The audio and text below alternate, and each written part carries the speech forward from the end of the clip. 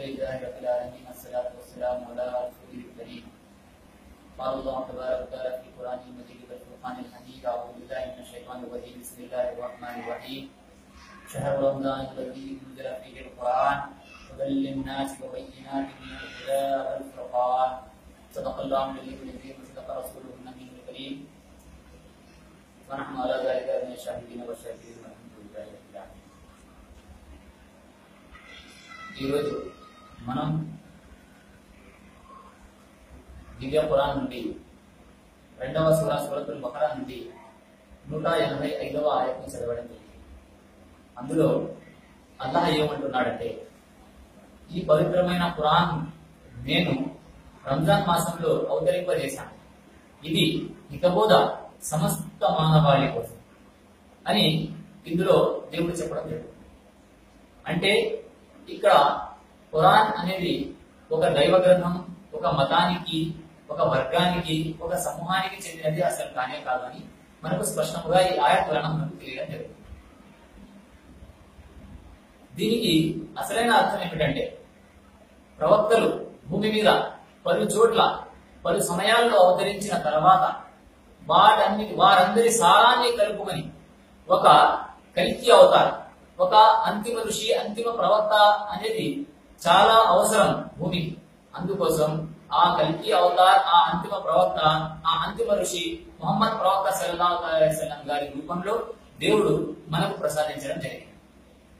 ఆయన ద్వారానే సమస్త మానవాళి కోసం, ఈ ఖురాన్ కంటే ముందు ఏ గ్రంథము సమస్త మానవాళి కోసం రాలేదు.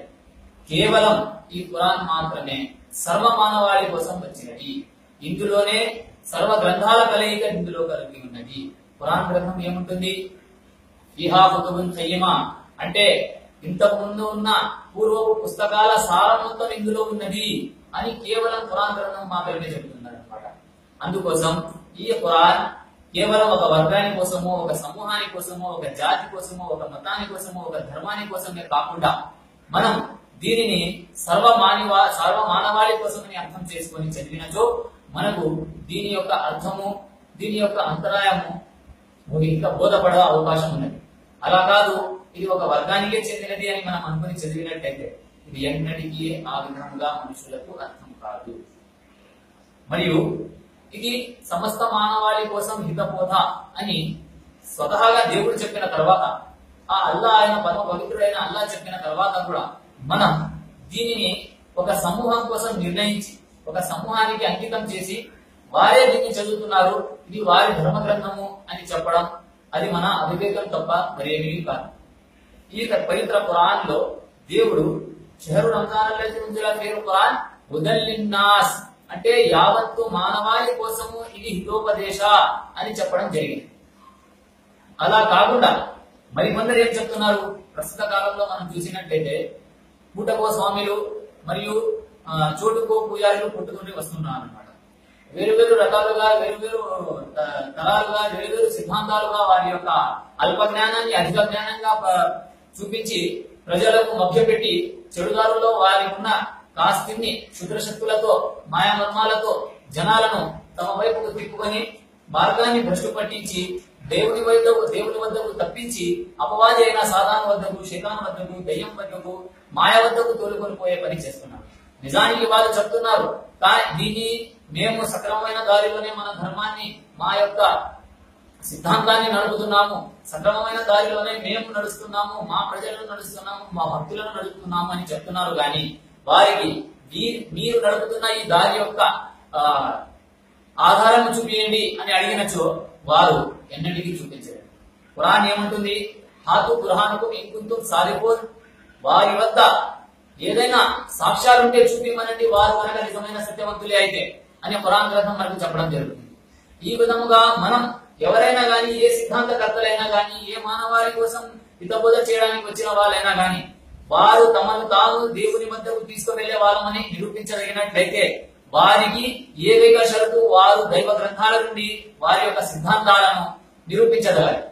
అలా నిరూపించకుండా కొన్ని మాటలు మనకు నచ్చినవి, మనకు అర్థమైనవి, మన సిద్ధాంతానికి అనుగుణంగా ఉండేవి తీసుకొని మన సిద్ధాంతానికి వ్యతిరేకంగా ఉండేవి, మన సిద్ధాంతానికి అర్థం కానివి, మన మెదడుకు ఎక్కని మాటలను ఇవి దేవుడి నుండి వచ్చినవి కాదు, ఇవి కల్పితాలు అని కొట్టి పారడం వారి యొక్క అజ్ఞానం, అవివేకం తప్ప మరి ఏమీ కాదు.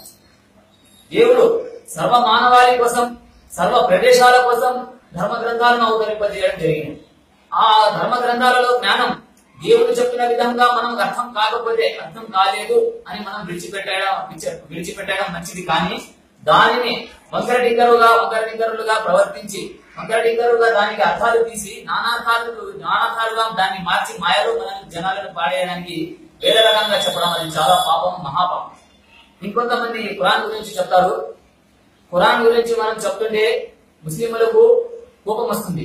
వాళ్ళు చెప్తున్నారు, వీళ్ళు ఖురాన్ గురించి చెప్తున్నారు, ఖురాన్ గురించి మేము మాత్రమే చెప్పాలా? ఏ ఒక్క ముస్లిం కూడా, సృష్టిలో ఏ ఒక్క ముస్లిం కూడా ఈ విధంగా మాట్లాడు, ఈ ఖురాన్ మాకు సంబంధించింది, మేము మాత్రమే చెప్పాలని ఏ ఒక్క ముస్లిం చెప్పడు. ఇలా చెప్పేవారు కేవలం మాయవాళ్ళకు తీసుకోవేలే మూఢనమ్మకాలతో మరియు వాళ్ళ దగ్గర ఉన్న కొన్ని శుద్ర శక్తులతో జనాలను వశపరుచుకొని జనాలను పెడదవ పట్టించాలనుకున్న స్వాములు తప్ప, అటువంటి మఠాధిపతులు, అటువంటి పూజారులు తప్ప వేరే ఎటువంటి వారు ఖురాన్ గురించి మా కోసం అవతరించింది, దీన్ని మేము మాత్రమే చెప్పాలా అని ఎవరెవరు చెప్పరు. ఇది ముస్లింలకు ఎంత మాత్రం శోభించే విషయం. ఎందుకంటే ఇది ఈ ఖురాన్ దేవుడు అంటున్నారు, హుదల్ నాస్, యావత్తు మానవాళి కోసం నేను దీన్ని అవతరింపజేశానని దేవుడు అంటున్నప్పుడు జనాలు ఏదో ఒక సిద్ధాంతాన్ని సృష్టించి ఏదో ఒక ధర్మానికి పేరు పెట్టుకొని ఈ ధర్మం వారు, ఈ ముస్లింలు ఖురాన్ని వాళ్ళ ధర్మానికి, వాళ్ళ మతానికి మాత్రమే అంకితం చేస్తున్నారని చెప్పడం వారి యొక్క తెలివి తక్కువతనం తప్ప వేరేమీ కాదు. నిజానికి చెప్పాలంటే మనం ప్రతి చోట, మన యొక్క ప్రతి ప్రదేశంలోనూ, ప్రతి భాషలోనూ ఖురాన్ను మన సోదరులు, ముస్లిం సోదరులు ప్రతి భాషలోనూ అనువాదం చేసి ప్రతి చోటలోనూ, ప్రతి ఒక్క డిస్టిక్ లోనూ ఫ్రీగా అంటే ఉచితంగా జనాలకు పంచిపెట్టడం జరుగుతున్నాయి. మనకు గనక అంటే ఎవరికైనా కానీ ఈ భావం, ఇది మాది, మేము మాత్రమే చదవాలా అనే భావం మనకు గనక అన్ని ఉండి ఉంటే ఈ పని ముస్లింలు చేసేవారు కాదు. అది తప్ప. ముస్లింలు ఈ విషయం చెప్తారు. ఏం చెప్తారు? ఈ ఖురాన్ లో ఉండే జ్ఞానం చాలా గొప్పది, మీరు దీన్ని భ్రష్ట మార్గం పట్టిస్తున్నారని చెప్పి ఉండవచ్చు. తప్పుదారి, ఈ జ్ఞానాన్ని మీరు తప్పుదారి పట్టిస్తున్నారని చెప్పి ఉండవచ్చు. కానీ ఈ గ్రంథం మాది, మాకు మాత్రమే సొంతం, మేము మాత్రమే చెప్పాలని ఎవరు ఏ ముస్లిం చెప్పరు. ఇది చెప్పేవారు ముస్లింల మీద మరియు దేవుని ధర్మం మీద, దేవుని ధర్మాన్ని ఆచరించే వాళ్ళ మీద బురద చెల్లడం తప్ప వారి వద్ద ఎటువంటి సత్యము లేదు. మేము ఈ రోజు ఈ ఖురాన్ సాక్షిగా అటువంటి వారిని, అటువంటి సిద్ధాంతకర్తలను, అటువంటి మూఢాచార స్వాములను, అటువంటి అబద్ధపు కూతలు కోసే వాళ్ళని మేము ఈ ఖురాన్ సాక్షిగా ఈ రోజు ఆహ్వానిస్తున్నాం. మీ వద్ద ఖురాన్ ఆధారంగా మేము వారిని ఆహ్వానిస్తున్నాం. ఖురాన్ లో ఆయత్ ఉంది, హాతు బుర్హానుకు మేము కుంతుం సాదికున్, వారి వద్ద కనుక సత్యం ఉంటే సాక్ష్యాలను తీసుకురామని మేము వారిని ఈ యొక్క ఖురాన్ సాక్షిగా ఈ రోజు మేము వారిని ఆహ్వానిస్తున్నాం. మీ వద్ద సాక్ష్యాలు కనుక ఉంటే తీసుకొని రండి. మీ సిద్ధాంతాలను ప్రూవ్ చేసే, మీ సిద్ధాంతాలను నిజమని స్థాపించే, మీ సిద్ధాంతాలను నిజమని సాక్ష్యాలతో సహా నిరూపించే సత్తా మీకు ఉంటే మీరు ఖచ్చితంగా రండి, వచ్చి మాట్లాడండి. ఇటువంటి అపనిందలు ఇస్లాం ధర్మం మీద మరియు ఇస్లాం ని అనుసరించే ముస్లింల మీద మోయడం అనేది చాలా అసభ్యకరమైన మన ప్రవర్తన. దీనివల్ల మనుషులలో వ్యతిరేక భావం తప్ప స్వభావం అనేది, ఆత్మిక భావం అనేది, స్నేహ భావం అనేది పుట్టదు. ఈ యొక్క పాపం మొత్తం ఆయన ఎవరైతే ఈ మాటలు చెప్తున్నారో ఆయన మూట కట్టుకుంటున్నాడని అర్థం. అంతేగాని వారికి అర్థం కాని విషయాలను ముస్లింలు ఎవరు చెప్పలేరని, ముస్లింలకు ఏది అర్థం కాదని వీళ్ళు దాని ధర్మగ్రంథంగా, వాళ్ళ మత గ్రంథంగా వాళ్ళ వద్ద పెట్టుకున్నారని ఇటువంటి అపవాదాలు చేయడం ముమ్మాటికి తప్పు. అటువంటి అపవాదాలు చేసే వారి మాటల్లో వెళ్ళే వాళ్ళు ఇంకా పెద్ద పురుషులుగా మారిపోతారు. కాబట్టి మేము సర్వజనులకు ఒకే విజ్ఞప్తిని చేస్తున్నాం. ఈ సర్వ గ్రంథాలకు మూలమైన ఈ గ్రంథాన్ని, సర్వ గ్రంథాల బీజంగా ఉన్న ఈ గ్రంథాన్ని, ఫిహా కుతుబున్ ఖయీమా, అన్ని గ్రంథాల యొక్క సారాన్ని దీనిలో పెడుతున్న ఈ గ్రంథాన్ని ప్రతి ఒక్కరు, కేవలం ముస్లింలే కాకుండా హిందువులు, క్రైస్తవులు, సిక్కులు, పార్సీయులు, యూదులు, ప్రతి ఒక్క ధర్మం వారు, ఈ సృష్టిలో ఉన్న ప్రతి ఒక్క ధర్మం వారు ఈ ధర్మాన్ని మరియు ఈ గ్రంథాన్ని చదవవలసిందిగా మేము వారిని కోరుతున్నాం.